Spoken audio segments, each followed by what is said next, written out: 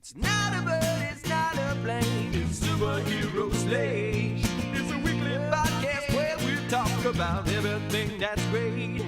Like movies, TV, superheroes. It's Superhero Slate. Oh, yeah.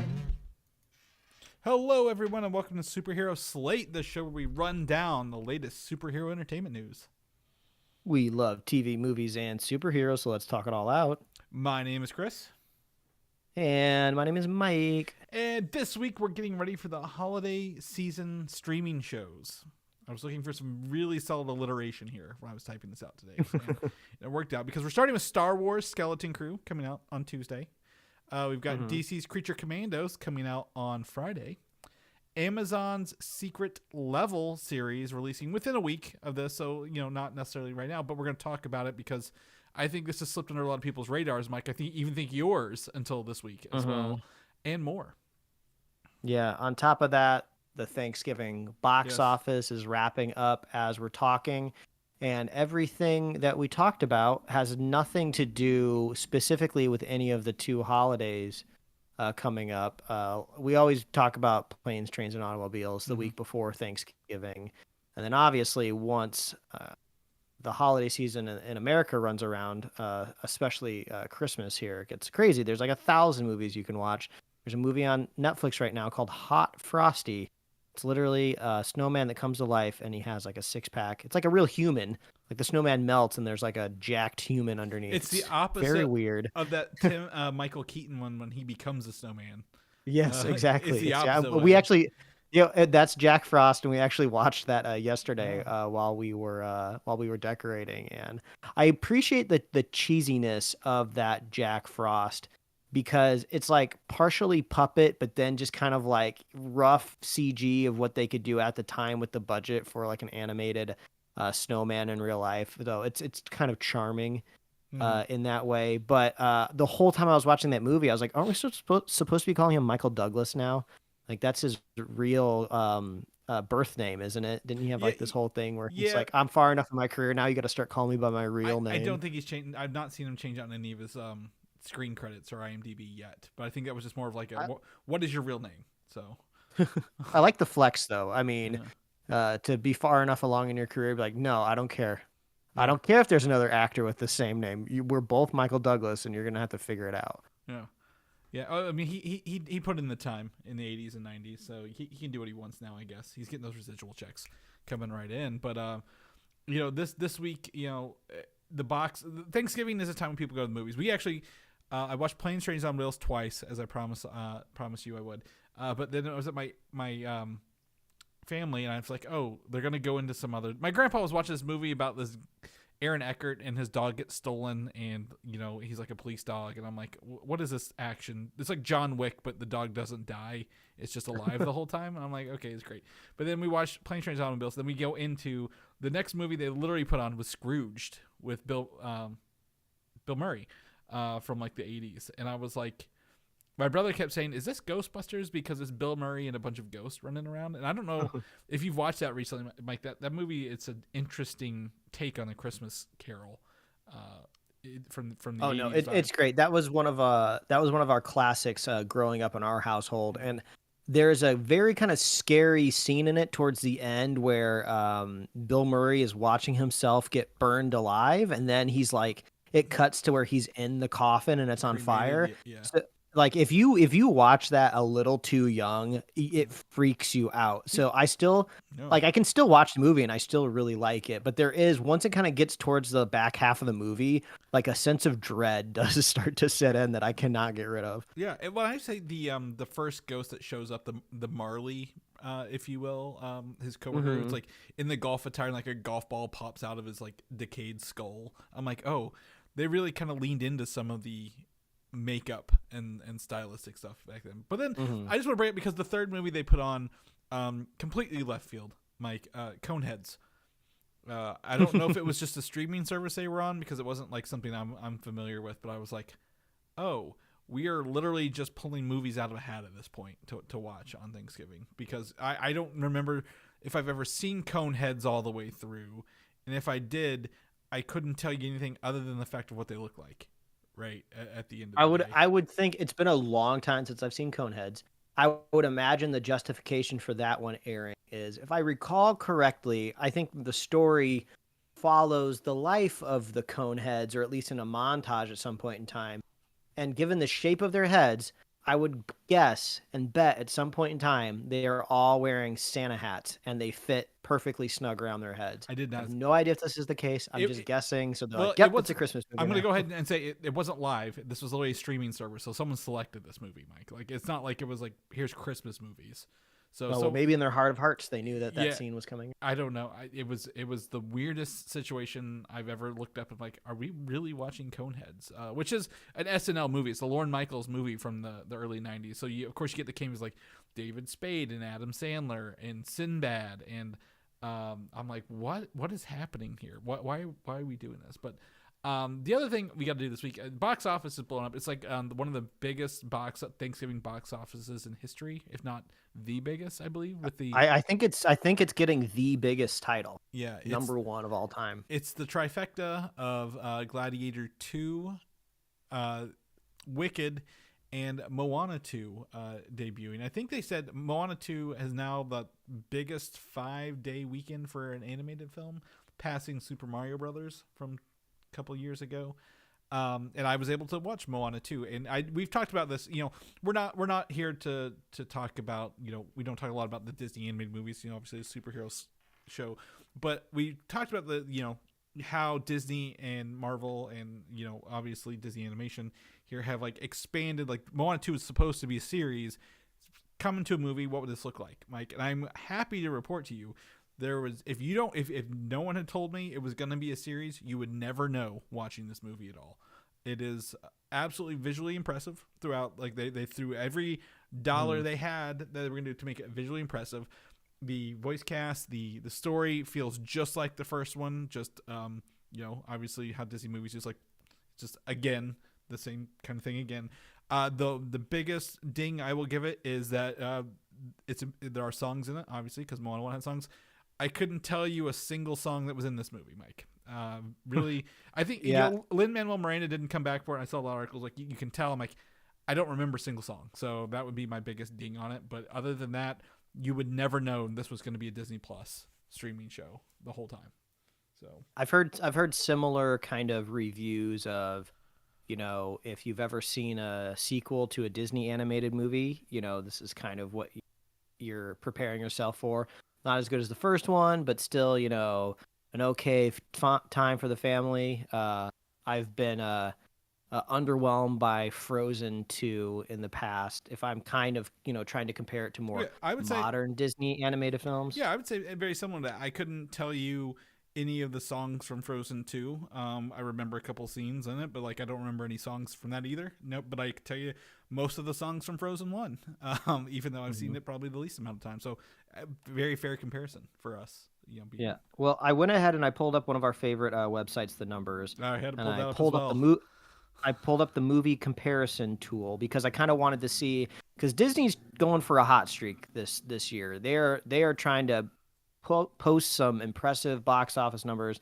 They still have Mufasa to come later this year, but I don't know if there's a lot of hype for Mufasa out there in the world. But I could be totally wrong. I don't think you're the audience for that, but yes, yeah. But if you're looking at Moana projections compared to Inside Out 2 and Wolverine and Deadpool, the line is going in the correct vertical direction. It's almost trending, at least as of right now, exactly the same as Inside Out 2, which is great because that movie broke records. Obviously, Wolverine and Deadpool cranked out a little bit more money over time, but actually Inside Out 2 ended up overtaking Inside Out after Inside Out ended up overtaking Wolverine and Deadpool after about 50 weeks. So I mean, this is all good. I threw in the Super Mario Brothers movie because you had just brought that up, and I can see here, if I zoom in big enough, the Moana line is just above that Super Mario line. For this, for the start, yeah. Yes. Well, I would say exciting box office. And the thing about the numbers, and these are domestic numbers, you brought up Inside Out 2. Inside Out 2 only beats it by 16 million overall. like like Deadpool Wolverine. Like overall, it was like 60 like minute numbers, right? Like at the end of the day, like Bob Iger makes that like what a week, kind of thing. So overall huge numbers. I do think Moana 2 has huge international numbers as well. Wicked is not doing so well internationally, but that's fine. It's on its second week. My wife has seen it 3 times. For those asking me last week, that was the third movie was Wicked again. People did ask me, Mike. I know you asked me after the show, like what movie did she might take? She has seen Wicked 3 times, so huge thing here. And Moana 2, I think Moana 2 will clinch the year, and I think it will have legs throughout the remainder of the year. Because all I can think of right now, movie wise, is as you said, Mufasa and Craven. Is there anything else you can think of coming out this year?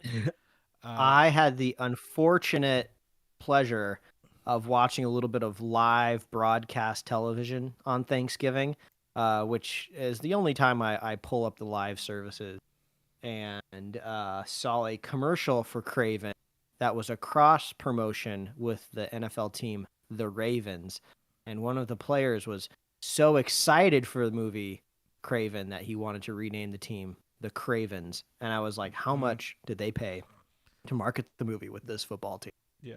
Whew. You know what? I take it back. Sonic the Hedgehog 3 will probably tank Mufasa because they're coming out at the same time. And Sonic is huge right now. Really, really, really big. And Lord of the Rings, Awards will hear him. It's the same weekend as Craven. So I think the Lord of the Rings crew may also be able to take home that weekend as well. Just kind of looking it up. And then I'm interested, I don't know if you've seen this, Mike, this outside the realm of all this, is Robert Eggers' Nosferatu is coming out on Christmas Day. Have you seen anything about that one, the spooky one? I saw like a brief teaser trailer of just like a woman screaming. So yeah. I'm guessing it's supposed to be scary. Yeah, well, I mean, it's Nosferatu, a remake of the 1920s movie kind of thing, but with Robert Eggers, who's known for like The Lighthouse, and it was The Northman, a lot of weird kind of things. I've heard good things in early screenings, so I'm like, well, I'm interested, but I don't know if I'll go to the theaters to watch that. It might be something at home, but it's gonna be an interesting year. But for people who are interested in Moana, too, had a good time. Nothing to complain about. I know they're filming the live action of Moana 1 right now, so I am interested in that when that comes out. It was like a year and a half, so I want to see how they do that. But overall, a good time. Mike, you've got some stuff in here. I know the second one. Go ahead and tap in your notes. Yeah, these are just two kind of interesting things I came across on social media in the last couple weeks. I sent 2 of these examples to Chris of AI gone rogue, doing something I hate but also kind of like at the same time, where one of the benefits of AI image generation is just kind of filling blank spaces. It's a super useful tool in Photoshop if you're trying to do like generative fill, like, oh, there's a basketball. I have used that for work to yes, because we have, when I was in furniture, we had photos that were cropped very, very weirdly for like weird magazine purposes, and no one kept the originals back then. They're like, oh, we only need this. So to expand that into social media or other print sizes, we did use some generative fill, which was nice to recover old things. Yeah, it's like, imagine like, when you come across like a bootleg clip of a movie on TikTok and they just have it widescreen but vertical. You have this enormous blank space above and below it. There's an account that started to use AI to fill in those blank spots on the top and the bottom. So it's weird. You kind of get this full vertical frame of something that was intended to be widescreen or maybe 4:3, and you don't have to crop anything. So the first I saw it was with a full motion moving action scene in a Lord of the Rings thing. What do you remember what it was? Was it like an actual movie or was it like a video game cutscene? I don't remember what it was. It was from the movie. It was, I think it was like the Legolas had just killed the huge elephant creatures in like the second and third movies. Yeah, there was like some sort of elephant. And it like normally like Mike said, a 16:9 ratio, you're gonna have black bars top and bottom, and essentially just extend to the sky in the dirt kind of below it with a couple other small things around. Yeah, but it did a pretty decent job. But obviously there's this alarm going off in the back of my brain of just like, no, I would rather not watch a movie like this vertically. But it looked cool, and if you're just kind of making like fan cams or trying to like cut maybe a trailer vertically for social media, this could be a useful tool. I do know I saw some behind the scenes things recently for SNL where in the last couple seasons they shoot I think they are either shooting with two cameras simultaneously, one vertically and one horizontally, or they are shooting with like this gigantic like full frame camera. So when they cut their clips for social media, they don't have to crop anything. They already have the vertical video film simultaneously at the same time, because basically that's SNL's like whole other life on the internet is in vertical clips.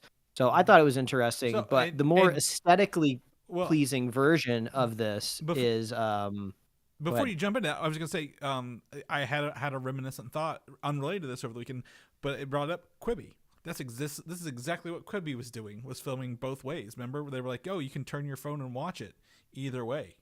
Remember when they were doing the shows? They should have. They just could have held on for another year. Yeah. Katzenberg could have really sunk his talons into AI. They literally had one camera vertical, one horizontal, and they were filming both at the same time, so you could turn and watch the thing. So, but anyway, I'm sorry, but like, I had another thought about Quibi. I'm like, oh, do you remember Quibi? Because this may be the last thought ever recorded and published on the internet about Quibi. You might be the last one who gets their final say, but we'll dispatch with the Quibi conversation. And the most aesthetically pleasing version of this that I came across is I think the account's called like Vertical World Cinema or something like that. I don't know. But they did a video where they took the 90s animated Spider-Man series and they did the same effect to some of the scenes on that, and it looks pretty good that way. Now, they're only using static shots, so essentially they're not like extending like characters or any animation. It's just extending like the background paintings, but it looks really, really good. It's like a nice, clean, full-frame Spider-Man. It's kind of like taking something that is old and remastering it in a way, because I'm pretty sure Spider-Man 90s was 4:3. Yeah.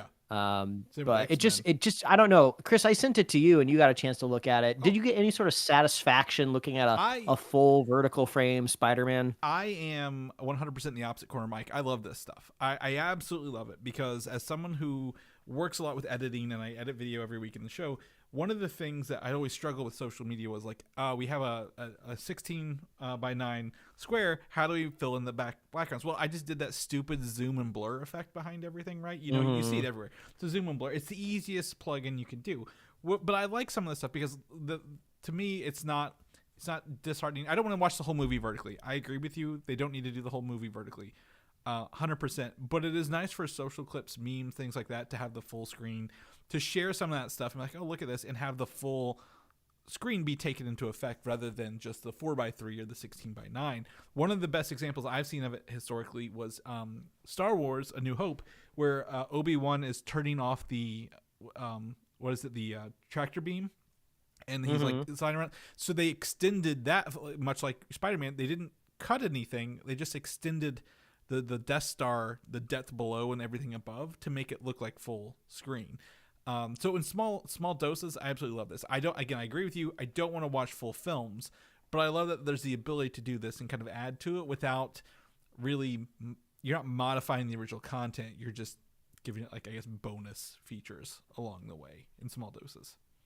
But I love Spider-Man stuff. So I really enjoy this. I think it's fun. It's interesting. It's a, to me, non-damaging version of AI. One of the movies coming up, I don't know if you knew this, but when Daft Punk made one of their albums, they did it with an anime maker who made a movie called Interstellar 5555. Oh yeah, love it. So sadly, they are releasing that in theaters with an AI upscale of that movie rather than actually rescanning it and doing 4K. So they've used AI, so it's done that stupid thing where it's like smoothed out the features and like kind of like assumed how things would look at scale. And you can go watch it I've seen it on YouTube, the comparisons of the original versus that. I'm like, oh, this is this is bad. This is not good kind of stuff. This is not how I don't want to see AI change the original. I'd rather see, enhance things and leave the original as it is. So it's just there are two sides of this coin, and it really depends on whose hands is in. Someone who's having fun are fans, or studios who are like, money, #money kind of thing. Which, well, I mean, there's one important thing that we're talking about right here, and it's just what we're seeing with our eyes. And I think we need to be very careful going into the future and protect our eyes, because that's how we watch our movies, that's how we watch our streaming shows. And I have a product recommendation for you all out there. Another thing that I stumbled across on social media, it seems like it's going to be the smash gif of the season. Throw out your Tickle Me Elmos if they're still out there. I'm sure you got something from Paw Patrol that's exciting. Somebody gave you slippers, incinerate it. The only thing you need this year is Walton Goggins goggle glasses. That's right. Real goggle glasses from Walton Goggins himself. I'm shocked that these things are real. I sent it to Chris not knowing if it was, and then immediately did some research and found out you can buy these goggle glasses for $150, and they are fully endorsed by him. He's made several social media videos about them, and I checked. They weren't AI. They're not fake. They're from his real account. And I can't tell if it's a joke or not. I mean, it's a joke that you can buy, so I don't know exactly what's happening here, but I think it's hilarious. I think it's half and half. The one thing's like, these are like, to me, they look like ski goggles, if you will, right? Like big ski goggles. Yeah, it's like ski goggles, but like lower profile in a way of like ski goggles kind of have that hermetic seal around it. So it sticks to your face. Like these don't have that. So they're almost like gigantic Oakley sunglasses in a way. And the cool thing about the one thing I will give them is you can have them with a strap, or you can take the straps off and put on regular sunglass, like arms on them. I don't know if you saw that on the site or not, but I sent it straight to my sister-in-law, who's her and her husband are huge Walton Goggins fans, right? From Justified and other things. And she was like, "Yeah, I'm familiar with these." I'm like, "Oh, yeah, we're late to the game on this one. We are very late to the game on this." But I do love one of the colors is called Mama's Skillet. Have you seen that? Yeah. Like it's I fun. saw that. It's a joke, but it's a joke you can buy. And the funny thing is like I listened to a podcast once, somewhat recently, where he was being interviewed. And I was expecting Walton Goggins to kind of just be like a fun, silly guy, because he just has like this high energy and he always plays these really, really vibrant roles. I know him pretty vividly from the Righteous Gemstones, where where he plays like this crazy old man that gets like naked in half the episodes that he's in for comedic effect. So I was expecting this guy to just be like a like just slapstick just type of dude, but in the interview he's just like really into the method of acting, into the craft, into the psychology of it. And I was like, oh wow, this dude's like a really serious actor, and he's very contemplative. So I'm surprised to see him go the route of goggle glasses, and of course it vibes with his name is the whole reason he's in that direction. So it's just hilarious. Walton Goggins goggle glasses. Go do your best Googling all those words. Quite hilarious. I love the alliteration. Like I said, started to show the alliteration and continue with it. But yeah, if you order now, you can probably get them in time for Christmas. It is December. We are in December 1st, Mike. We're officially in December, which is snuck up on me. So we'll enjoy that. But let's get into the news. The news is all over this week. I swear there's a rhyme and reason to this. But first and foremost is Star Wars Skeleton Crew, releasing this week on Disney+.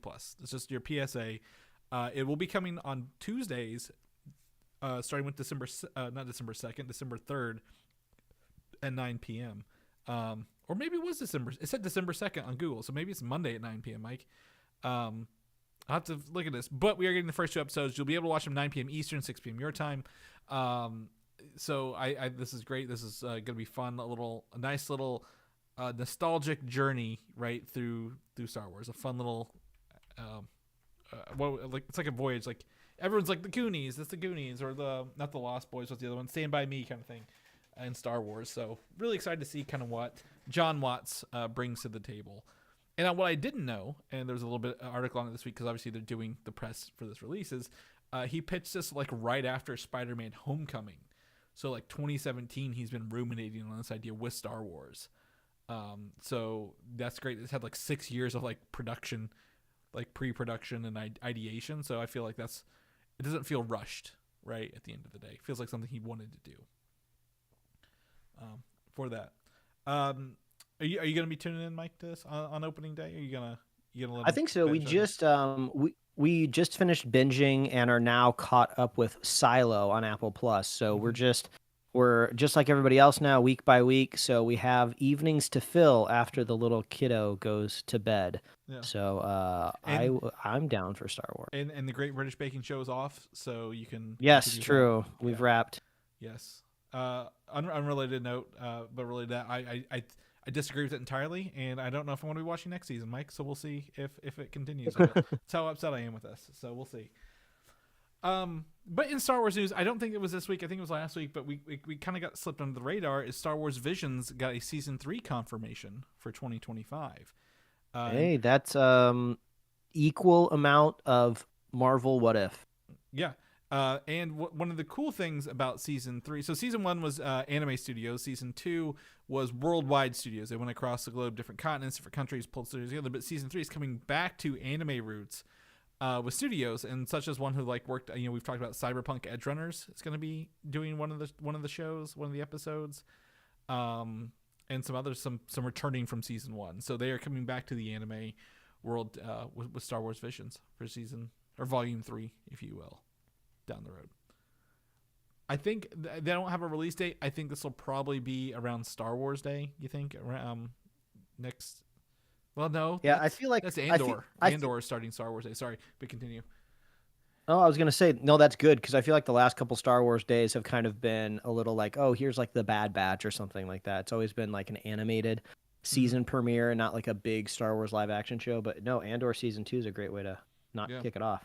Yeah, so I'm excited to see what some of these are and how I think Visions are great little anthology shows. And we're about to talk about another anthology show, which is why I put this here. So the anthology shows are really cool. You don't have to watch them all. You can watch some of them if you have a studio you like. You can tune in, bounce back and forth to check those out. But another anthology show that is coming that I think Mike you just discovered this for the first time this weekend, right? I think with the big reveal of Mega Man. I remember hearing about this probably on our show, or if not, maybe randomly out there in the world, like a while ago before there was any like promotional thing. So I forgot about it. Yeah. So 3 months ago, I think we talked about it in here, but August or so, there's the first trailer. So I've included the first trailer again here. Secret Level is an Amazon Prime show that is based on video games, and it's being made by Blur Studios, which is run/owned by Tim Miller of Deadpool 1 fame and VFX effects, and it's releasing December 10th. And one of the cool things about this is I've included all the video games it's based on. These are not just like weird games. Like you get Dungeons and Dragons is getting something. Mega Man is getting something. We'll talk about that. Pac-Man, PlayStation as a whole is getting into this, and it's really they've kind of not sold it very well in that regards. It's like if you watch the trailer, like is it a video game? Is it like a small video? Like what is this? What is this project? And I think we got our first real taste of it with the Mega Man trailer, which is linked here in the show notes when you click on Mega Man. But I didn't realize, this is a small sampling of confirmed ones, but like the voice cast includes Arnold Schwarzenegger, Kevin Hart, Keanu Reeves, Ariana Greenblat, and like a bunch of other people as well. So it seems like this is a big production that they've just failed to market properly. I mean, these are huge fandoms. Armored Core, Concord, Crossfire, Concord, you did D&D. Concord's funny because it lived for 2 weeks, but it is. Oh yeah, that's right. It is funny that it's getting its own little thing as well. But yes, I guess it lives on that way. Exodus, Honor of Kings, New World. I don't know what that is. So New World, it's like an MMO. I looked that up. It was like an MMO from Amazon Games. Okay. It's more like, but PlayStation, literally it's just called PlayStation. And I saw some God of War scenes in the full release trailer. Like they're actually going to be pulling from the world of all the PlayStation owned characters, which maybe includes Spider-Man at this point. I don't know what Sifu is. Yep. But I've heard of Spelunky, The Outer Worlds, Unreal Tournament. I Old. want to see what Unreal Tournament looks like and like because Tim Miller's studio, that's the same one that did Love, Death and Robots, if I recall correctly. That is correct. So these are all going to be top tier. Yes, and each one, as you can tell, has a different animation style as well. They like Sifu is more of that that low frame rate animation that we kind of got with what was it, Puss in Boots 2, the Last Witch. So they're not just doing one animation style for all these; they're all kind of getting their own things as well. Warhammer 40k Space Marine 2 is a huge game this year. It is a new game this year, and lots of people have been playing this game. From that, this is wild. But like the Mega Man trailer you sent over is like the first. It's just called Secret Level Trailer Mega Man, and I'm like, you're burying the lead, folks. Like you need to start with Mega Man because that is what people want to see, right? And this looks like a really high def, modern animated Mega Man short or video we're going to be getting, right? I think so. I mean, it just looks high end. There doesn't seem to be like an aesthetic style to it in a way. It just seems to be like we're going fully high polished like animation look. I don't want to say like, oh, it looks like, Pixar or something, but that's kind of what they're doing. We want high fidelity looking characters and skin tones, like cutscenes but in a still, video game. Yeah, but still, they don't look like humans. Literally, it's not like a Final Fantasy cutscene. They kind of have that cartoonish features, but it looks cool. I wonder also if this is a bit of kind of like a soft launch from Capcom. They've done live action stuff before. I mean, think of the entire, Resident Evil movie franchise. Is this kind of like testing the waters of like, hey, if people respond well to this, do they give Amazon like the first look rights at like a feature film script or something like that? I would think something as big as Mega Man, though, you try to go wide with it. You go to the movie theaters like they did with Mario. I don't think Mega Man. I don't think anyone knows Mega Man anymore. I don't think it would be quite as big as Mario, but I think you could make something pretty awesome and intense, and there would be enough. But you do bring up a good point. It is not quite as big as Mario, so do you even bother trying to do that, or do you just put it on Amazon? I don't know. But the little trailer we have linked in our show notes looks really, really fun. Yeah, it looks cool. He calls him Rock, which is what he's called overseas, Rockman. That's the original name, so that's fun. And on the video we linked here, it's actually Capcom's video on Amazon's. They call him M394-M4N, which is like elite speak for Mega Man, if you will, like back in the day. So it's interesting. About 27 seconds through, you get to see a clip of every video coming, like a little screenshot of all of them. Like Keanu Reeves is in the Armored Core short. Pac-Man, I'm looking forward to. He's just got the typical golden pack reflector there. Some of the stuff is very, again, very animated. Some of it does look like human cutscenes. So I'm in.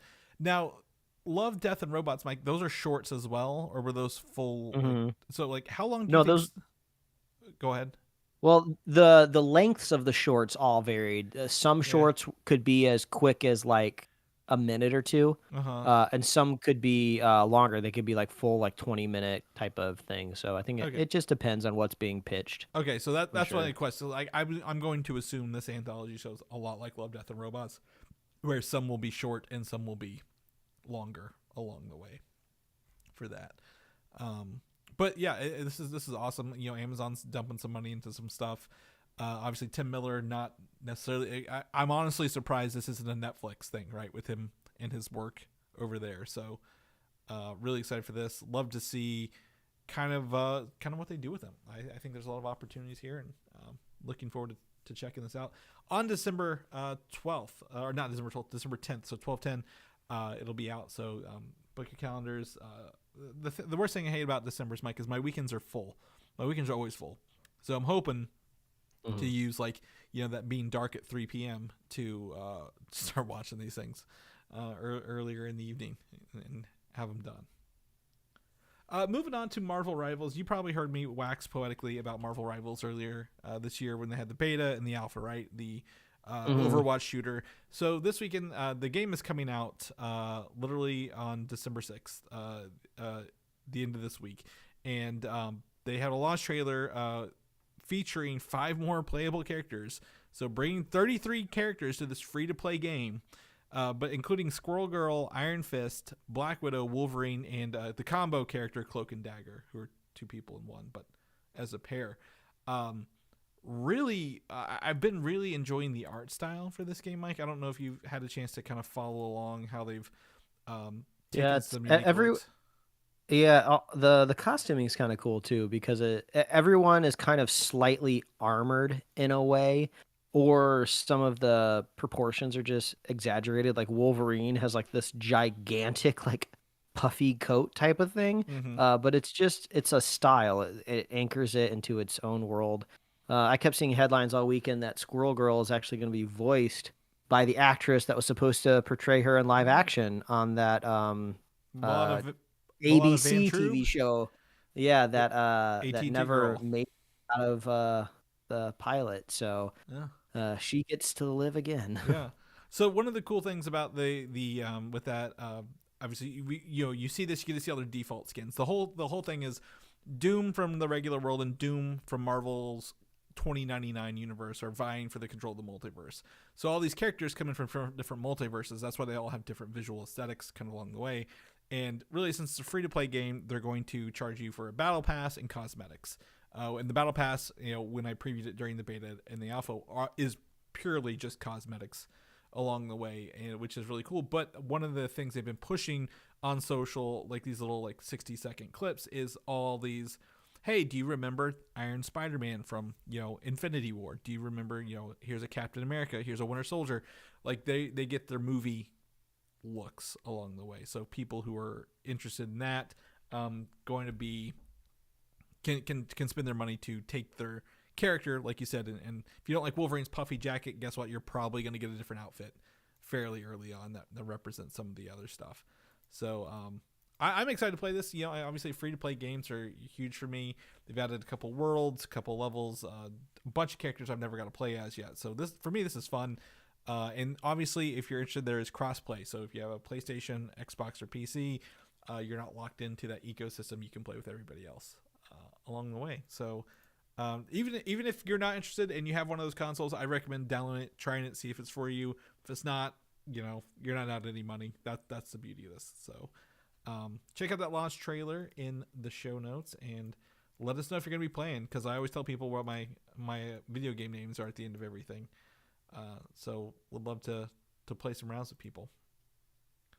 Also this week, Mike, Creature Commandos is debuting on Max, the first proper DC Universe media, I guess. It's not Superman the movie, but it is a animated show featuring the same voice actors who will come to be those people in real life later on. So I thought that's another cool thing to add to our, I guess, watching schedule over the next month or so. Yeah. If I had to guess, though, this probably goes into unrequired watching. Even like James Gunn said in an official capacity, oh, no, it's Superman. Superman is the start of all of this stuff that we're working on. So I don't know if there is a strategic reason this is coming out this calendar year before Superman. Is there like a little cliffhanger in the very last episode that maybe hints to the illusion of a Superman in Metropolis in the background on screen? I don't know, but you probably don't have to rush out and watch this one. No, I don't think so. I am interested, though. It does seem, I saw a clip today, it does seem to have some of the humor in it. James Gunn's known for. He did write this one, I believe, directly. He wrote this and then gave it off. My guess is it just got done production faster than Superman. Or maybe he was hired to do this before he became the president of DC, right? Like he was like, hey, you did go to Suicide Squad. Do you want to do another project? He said Creature Commandos, ended up making it, and then was able to become president of DC. And then was like, okay, we're going to use, what's his name? Frank Grillo. We have a bunch of Frank Grillo news in here. He is voicing Rick Flag Sr., who is the leader of the Creature Commandos in this. His son, Rick Flag Jr., was the leader of the Suicide Squad, who was killed in James Gunn's The Suicide Squad. So if anything, I think it's the Rick Flag Sr. thing. I've got some ideas on how it might tie into Peacemaker and Superman, but mostly it's just the Frank Grillo part, because he's the only person I know carrying over across both of those projects at the same time. But yeah, if anyone's interested, that will start December 5th on Max coming out. Moving into Superman, CCXP Brazil, that's next weekend, right? CCXP Brazil is Thursday, December 5th, Mike. We will be coming back next week to our South American Comic-Con experience, which is going to be great for news next weekend, right? And there's like some posters and some other artwork down there. But the whole point about Superman is, we thought about maybe there might be a trailer from CCXP Brazil. But the report this week was, and this is a reliable report, they said that the studio is not happy with the current trailer for the film, and they were told, the editor was told to make it better. James Gunn has gone on to Threads, because he loves to do this, and confirms that he is the studio, which is a very arrogant move in my opinion. But this is true, that he wants the trailer to be the best that there is, but offered more notes than quote unquote make it better. It's so funny. If you look over on like the Marvel side of things, just because the franchise is just so established, nobody's looking for the hot scoop when it comes to the quality of trailers. But like we were just saying, if Superman is supposed to be the tip of the spear of this universe, I guess there's just a lot riding on the first footage that we get to see. But like, wow, do I not care, about the insider reports on a trailer being cut, because we'll get a new one, and then we'll get a new one, and then a different one, and then they'll tweak it and they'll pivot. And we all know that the tones of the trailers always change too. The first one is never the same tone as like the second one. They're always trying to. It's always a teaser first. We don't know. We won't get the story. We'll only get some cool shots to say, "Hey, here's Superman. Here's some cool action scenes," and that's it. The second one will be more of the story trailer, right? Probably the Super Bowl trailer will be like, "Here's the story, and here's what some of the plot beats are. Kind of piece them together." And then that third one will be ticket sales. Yeah, and they're not creating any story here. This is just an editing project, is all it is. They're just putting clips together, finding the right track or music. So it's just like somebody somehow got in the middle of an email chain of just like notes back to the editor. It's just like, this is like so not news to me, but it is funny that somehow somebody found out and it's like, oh, I got a scoop. I think the other part of this is actually, it's what I dislike from this. I do think this is a little bit of news that James Gunn didn't make the trailer when he was filming it. Like, I feel like he's that kind of person who'd be like, I have to control everything because he wants to do everything. Like, I could be completely wrong, but because he wants to write, Creature Commandos, he's writing and directing Superman. He's hired himself. He's hired his family and his girlfriend / wife in all these movies. Like, he's doing everything he can. I really wouldn't be surprised if he was the one editing the trailer as well along the way. Or like being like really, not necessarily controlling, but like I feel like he has to have his hands on everything. So I'd be interested to know, what is he looking for? Is he going for a Guardians? I'm sure he helped with the Guardians trailers. Is he going for that kind of vibe? What's he looking for? Yeah, and just to be clear, no judgment on Chris for adding it to the show, because the news is actually interesting whenever James Gunn responds to it, because he gives us insider information of kind of what is going on. It's just funny. It's like he adds fuel to kind of like the fire every time he says something. The first bullet point would not have made it in here if it hadn't been for the second bullet point, where he's like, James Gunn's like, I am the studio. I'm like, are you the studio? So literally, if anything goes wrong, we get to point the finger at you, right? Like, that's kind of where it is. Like, remember when he said The Flash was the most amazing movie he's ever seen in his life? So I'm scared. I'm just skeptical when everything's riding on one person's shoulders, right? Or it's him and Peter Safran, who he's worked with for a long time. I'm just like, come on, let's see this. So that's why I'm like, Creature Commandos will be the first test to see, hey, how does he? We talked about Peacemaker being a good show, but like when he's unwashed, or like no one's over his shoulder saying, hey, calm down, can he make a good show when he's in charge of everything? So hopefully Creature Commandos is good. Hopefully the Superman trailer brings hype, and really the hype for a movie doesn't even though I'm hyped for Thunderbolts, everyone knows that's my jam because the Century's going on. Like, I'm not going to be hyped until like March. right? Like it's the trailers near the watching is where I need to worry about. I'm not gonna go back and rewatch the first Thunderbolts trailer. I'm like, oh, remember how good that was? So I'm gonna be interested to see the evolution along the way. But also, speaking of Peacemaker, we got Peacemaker news here. I got a little fun little photo from set. We get John Cena's Peacemaker with Emilia Harcourt on him, but it's a Peacemaker motorcycle with like big jet boosts on the end and like maybe missiles out the front of it. It looks like here. Like this is a very interesting looking like motorcycle that he's going to be driving in the show. This has the term. This has toyetic all over it. Peacemaker is essentially an action figure of a man. So putting him on a motorcycle that looks like you would buy it in the aisle at Walmart or Target, I think is pitch perfect. It's so funny. Yeah, exactly. And then you may feel if you zoom in, this is a very blurry photo that's already cropped anyway to his phone screen. On the front of it is the Argus symbol. Argus is the Amanda Waller organization that was like. I guess were they after him or giving him orders in the first one? She gave him the orders to kill Rick Flag Jr. in the Suicide Squad, and I think he was working for her, right? Kind of along the way with her, or being monitored by her daughter in the show. So I'm interested to see what form Argus takes in this. Frank Grillo was out doing interviews for his werewolf movie, Mike, that's coming out, and Creature Commandos. And he spoiled that Rick Flag Sr. takes over Argus from Viola Davis as Amanda Waller. Viola Davis is voicing Amanda Waller in Creature Commandos.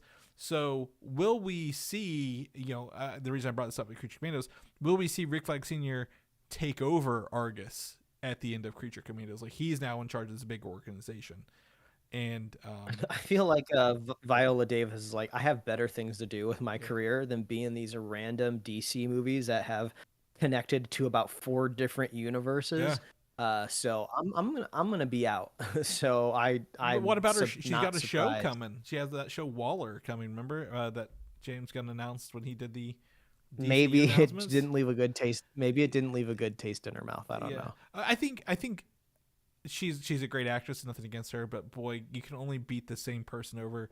Like with us, like Amanda Waller over and over again until we're like, God damn, just pick somebody else. She was a great Amanda Waller. Yeah. I just wish they could have got it right the first time. Yeah. And she was obviously in Peacemaker. So we will see it also in Superman. Obviously, we saw Rick Flag Sr. With Ultraman and the Engineer from the Authority taking in Superman under arrest from the set photos over the summer. So I'm interested to see how they tie all these together. Frank Grillo, something about him rubs me the wrong way, but maybe he can pull it off in the Superman world. But maybe he just did such a good bad guy in Captain America, right? Like he was really good in the Winter Soldier as a bad guy. So maybe we can see him pulling off this authority figure in these movies. So really excited to see how all this kind of pulls together, right? Trying to build some hype up early, get excited for the DC universe when and where it lands. I'm gonna believe. I think the entire original script for Deadpool and Wolverine has made it online this week somewhere, Mike, because I've seen multiple articles about the Deadpool and Wolverine script, and we had a rumor that one joke was asked to be removed from the film script from Disney proper, and probably Marvel. And in the script that has been leaked, we finally have the confirmation that involved, and I quote, "For kids, earmuffs. For adults, you may want to skip ahead. Fuck, what, we can't even afford one more X-Man. Disney is so cheap, I can barely breathe with all this Mickey Mouse cock in my throat." So we have pictures of the script on here. So this seems to be the line that was removed from the movie. So, I mean, Mickey Mouse, he's a sacred character. It is funny of all the stuff that was left in. I feel like it is arbitrary in a way too. I'm sure there's some things in the script that it's just like, well, that can stay in, but that can't. But if I recall correctly, I can't think of any other direct references to Disney outside of it just being named like as a company. Like it's not like there was any talk of like Donald Duck or Goofy anywhere in the movie. So maybe they're just like, no characters, no Disney characters, just keep them out of the movie. It wasn't the second one where they said he was Donald Duck in it when he was regrowing his like pelvic region. Yeah, maybe. as well. I mean, it's not a jab at this, right? It's not sexually Well, also, offending Mickey Mouse along the way. I got to imagine it's all a negotiation, right? I'm sure that they wrote a lot of things in the script that they knew would probably be cut out, and then that leaves them room to leave stuff in, Well, I was actually reading about this, or maybe I heard about this marketing approach where like you do something very obviously bad, so everyone's focused on that one bad thing, and you can get by with everything else because they're so hyper focused on. Like, yes, this I could see this being very much like, oh my god, there's a bunch of email chains about this one line, Mike, but everything else are like, oh, if we can get this out, everything else, it's not as bad as this. Right, everything else cannot be. So you raise the bar so high, so bad that like once you get that down, everything else is under it. You're like, yeah, we can leave everything else in there. So, and even this, honestly, if this was in Deadpool, like I wouldn't think twice about it. It doesn't make me think any differently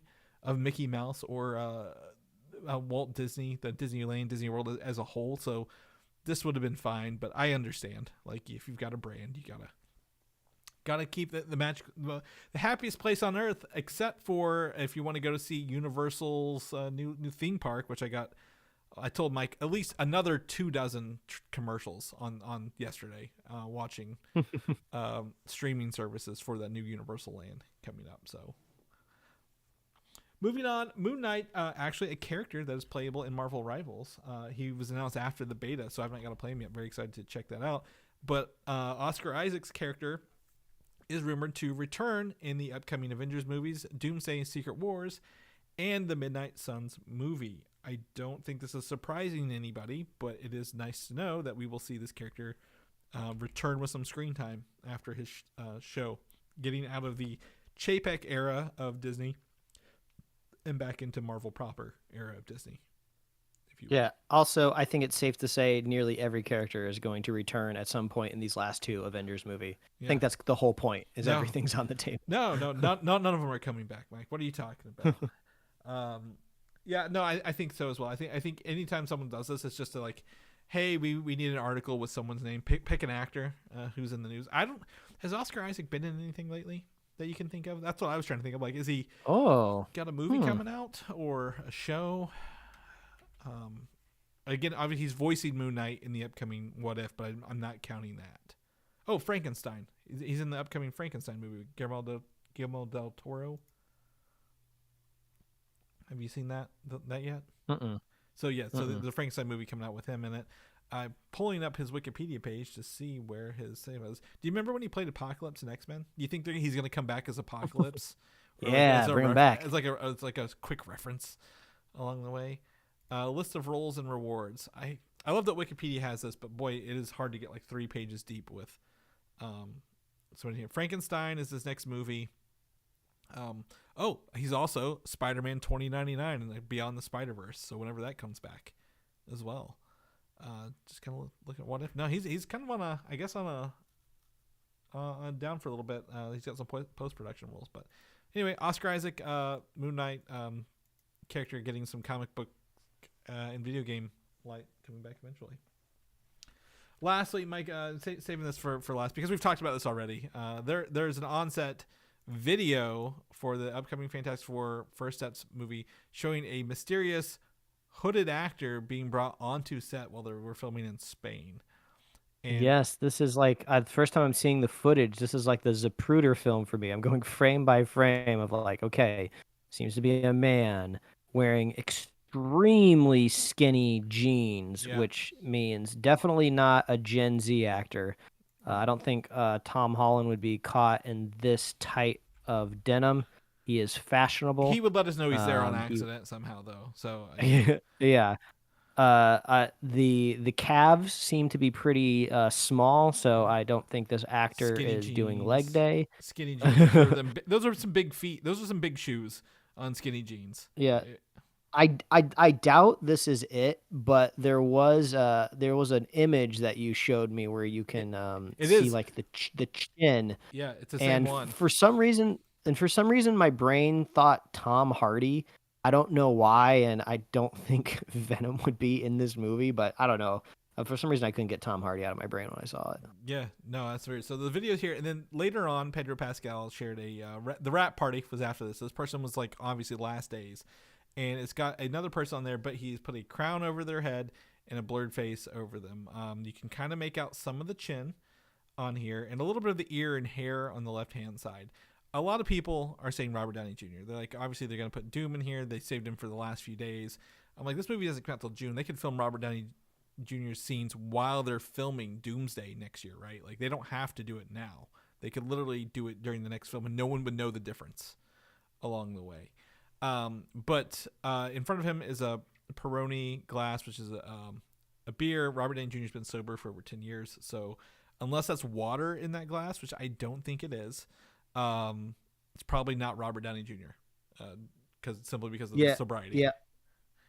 Yeah. Also, I mean, I know we're just analyzing pixels here, but the build just doesn't appear to be Robert Downey Jr. to me. Yeah. There is a stubble for sure on that chin, so got to be somebody that can at least grow hair on their chin. A lot of people were like, "Oh, it's the chin and the hair of Robert Downey Jr." I'm like, I could kind of see it a little bit, like, you know, if Robert Downey Jr. has slimmed up because he's not been, you know, he's not bulking up for any roles right now. He was just on there.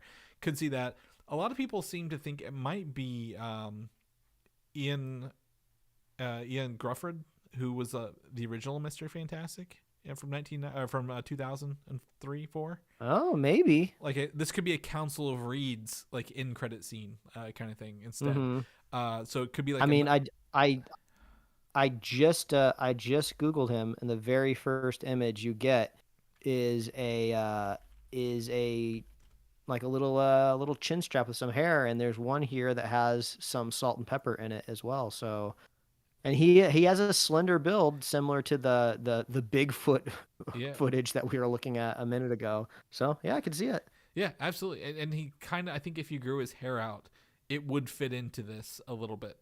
You know, the hair that we do see. This is just a fun like little internet thing. I literally asked Mike, where's our chin experts? Like, where can we get someone who knows celebrity chins to line this up here? You know, and in the image there is a crown on his head, which seems oddly specific. And he was, I guess, King Arthur in a movie. Was the movie King Arthur 2004? And maybe that's a reference. It could be. The one thing I keep looking at is right over on the corner of Pedro Pascal's is that lady wearing the Fantastic Four hat. I'm like, is that a Kevin Feige hat? Is that the Fantastic Four Kevin Feige hat over there? You just want the hat. That's all you want. I do want the hats. I really, really do. But yeah, so this is fun to kind of see they're doing a rap party. You know, that means most of the primary filming's done. They'll have to do reshoots and some pickup shots later. But that is good to know they've got it kind of done, and this will be on time for late July next year. Very, very excited for that. But if anybody has any ideas or theories, do let me know.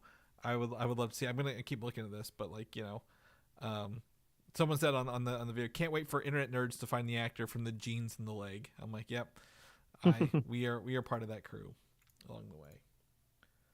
Mike, anything else before we wrap it up for the day? I think that's a wrap. Yeah, love chatting with you guys every week, and we hope you had a good Thanksgiving here if you're here in the States. Yeah, absolutely. That's the hardest thing about Thanksgiving week is there's no news. So a lot of the stuff we've had to stretch out and extend a little bit. So it's always fun to have those episodes because we get to riff a little bit. But Mike, if people know what you're up to, what you're doing, where can they find you at, sir? Yeah, all you got to do is head on over to pickledcomics.com or liferewardsrisk.com. Read my webcomics, check them out. Chris, people want to catch up with you. Where can they find you? Yeah, you can find me on Instagram, Valdan87, VALDAN, or Video Game Systems with the same name. And if people want to light the lamp and not the rat, Mike, where can they do all those fun activities? Oh, love it, Chris. Head on over to superheroslate.com. Best place to find all the avenues we host our show to get our awesome show notes. You can find us on Apple Podcasts, YouTube, Spotify, wherever else you love to listen to find podcasts like our own. And get merch at superheroslate.com/store. We love hearing from you. Reach out. Let us know what you're excited for this holiday season. What of these final streaming shows or movies are you going to catch before the year's end? Let us know. And we love our super fans. If you want to be a super fan of the show, I got to do is share the show with a friend, share the show with a buddy, and we will be here every week, folks. That's right. We'll see you guys next week.